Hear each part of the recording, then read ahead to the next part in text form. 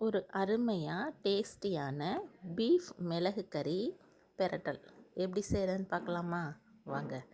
இன்றைக்கி நான் வந்து ஒரு 1/2 கிலோ பீஃப் கிட்ட வாங்கிட்டு வந்து நல்லா கழுவி க்ளீன் பண்ணி வச்சுருக்கேன்.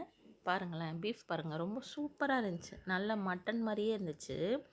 நல்லா கழுவி தண்ணி இல்லாமல் நல்லா புழிஞ்சு எடுத்துட்டு குக்கரில் போட்டு வச்சிட்டேன். குக்கரில் போட்டு அடுப்புலலாம் வைக்கல குக்கரை, சும்மா திண்டுலேயேவும் குக்கர் வச்சு கறியை போட்டு 2 ஸ்பூனு இஞ்சி பூண்டு பேஸ்ட்டு, அதுக்கப்புறம் கொஞ்சோன்னு மஞ்சத்தூள்,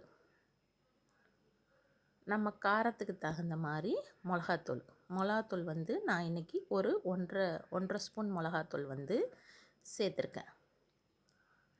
அதுக்கப்புறம் உப்பு வந்து நம்ம தேவைக்கேற்ற மாதிரி உப்பு போட்டுக்கலாம். உப்பு போட்டுட்டு ஒரு குழிக்கரண்டிக்கிட்ட எண்ணெய், அதையும் வந்து இந்த கறி மேலேயே ஊற்றிடணும். எண்ணெயும் நல்லா கறியிலே ஊற்றி நல்லா நம்ம வந்து சிக்கன் 65 பெரட்டுவோம்ல, கையிலே நல்லா பெனஞ்சு பெரட்டுவோம்ல, அதே மாதிரி வந்து இந்த பீஃபை வந்து நல்லா இந்த மசாலா இஞ்சி பூண்டு மிளகாத்தூள் எல்லாமே நல்லா எல்லா பக்கமும் பரவுற மாதிரி நல்லா கையிலே வந்து நம்ம இப்படியே நல்லா பெனஞ்சு விட்டோன்னா அந்த மசாலா வந்து எல்லா பக்கமும் நல்லா மிக்ஸ் ஆகிடும். இப்படி நமக்கு கையில் எடுத்து பார்த்தாலே தெரியும்.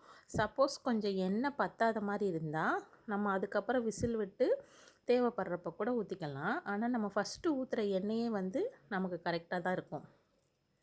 நமக்கு வந்து அது பார்க்கும்போது வந்து நல்லா தெரியும், நல்லா எண்ணெயெல்லாம் நல்லா மிக்ஸ் ஆகிருக்க மாதிரி.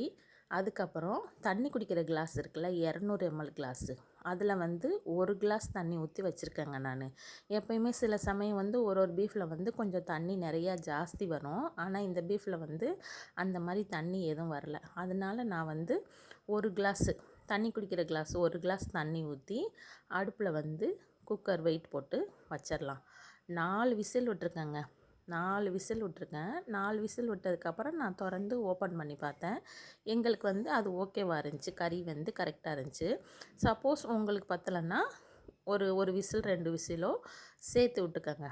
அவ்வளோதான். கறி வந்து இப்போ நல்லா வெந்துடும். வெந்ததுக்கப்புறம் பாருங்கள், இப்போ ஓப்பன் பண்ணோன்னையும் இதே மாதிரி எண்ணெய் மசாலாவாக நல்லா இருக்கும். நம்ம ஊற்றின எண்ணெயெல்லாம் தனியாக பிரிஞ்சிருக்கு பாருங்கள். இதை வந்து ஒரு 2-3 நிமிஷம் நம்ம வந்து தண்ணி இப்படியே ஃபுல் ஃப்ளேமில் வச்சு கொதிக்க விட்டோன்னா தண்ணியெல்லாம் வற்றிட்டு கொஞ்சம் கிரேவி பதத்துக்கு வர மாதிரி ஆகிடும். அதுக்கப்புறம் வந்து நம்மளே பார்த்துட்டு இப்போது இந்த பதம் போதும் அப்படின்னு சொன்னோன்னா நம்ம அடுப்பை லோ ஃப்ளேமை ஃபுல்லாகவே சிம்மில் கூட போட்டு வச்சுட்டு கூட மிளகு சீரகம் வந்து நான் நுணுக்கி வச்சுருக்கேன். மிளகு சீரகத்தை போட்டுட்டு நல்லா ஒரு 2 கிண்டுனோன்னு சொன்னால் அப்படியே நல்லா மிளகு கறி கிரேவி ஆட்டமாக வந்துடும். இதில் வந்து நான் 2 காஞ்ச மிளகா வந்து சுட்டு கிள்ளி போட்டிருக்கேன். அதை வந்து எடுக்க மறந்துட்டேன் இதில் போடுறத. நான் கிண்டியெல்லாம் விட்டதுக்கப்புறம் தான் எனக்கு ஞாபகம் வந்துச்சு, மிளகா கிள்ளி போட்டதை நம்ம காமிக்கலையேன்னு. அதுக்கப்புறம் அவ்வளோதாங்க, சூப்பராக டேஸ்டியான பீஃப் மிளகு கறி ரெடி. இதே மாதிரி சுக்காவாகவும் செய்யலாம். அது இன்னொரு முறை வந்து நான் செய்யும்போது காமிக்கிறேன். இது வந்து சும்மா கொஞ்சம் கிரேவி ஆட்டமாக இருக்கும். சுக்காவாக செய்கிறது வந்து ரொம்ப ட்ரையாக நல்லாயிருக்கும். அது வந்து புளிசோறு லெமன் சோறுக்கு எல்லாத்துக்குமே சூப்பராக இருக்கும். இன்னொரு வீடியோவில் நான் சுக்கா செய்கிறதையும் பீஃப் சுக்கா செய்கிறதையும் நான் உங்களுக்கு போடுறேன். இதே மாதிரி ட்ரை பண்ணி பாருங்கள், ரொம்ப சூப்பராக டேஸ்டியாக இருக்கும். வீடியோ பிடிச்சிருந்தா லைக் பண்ணுங்கள், கமெண்ட் பண்ணுங்கள். இதே மாதிரி செஞ்சு பார்த்துட்டு எனக்கு கமெண்டில் உங்கள் பதிவை சொல்லுங்கள். நல்லா இருந்துச்சு, நல்லா இல்லை அப்படிங்கிறத தெரியப்படுத்துங்க. இந்த வீடியோ பார்த்தவங்களுக்கு தேங்க்யூ.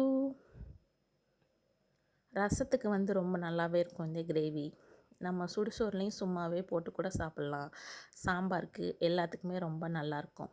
ட்ரை பண்ணி பாருங்கள்.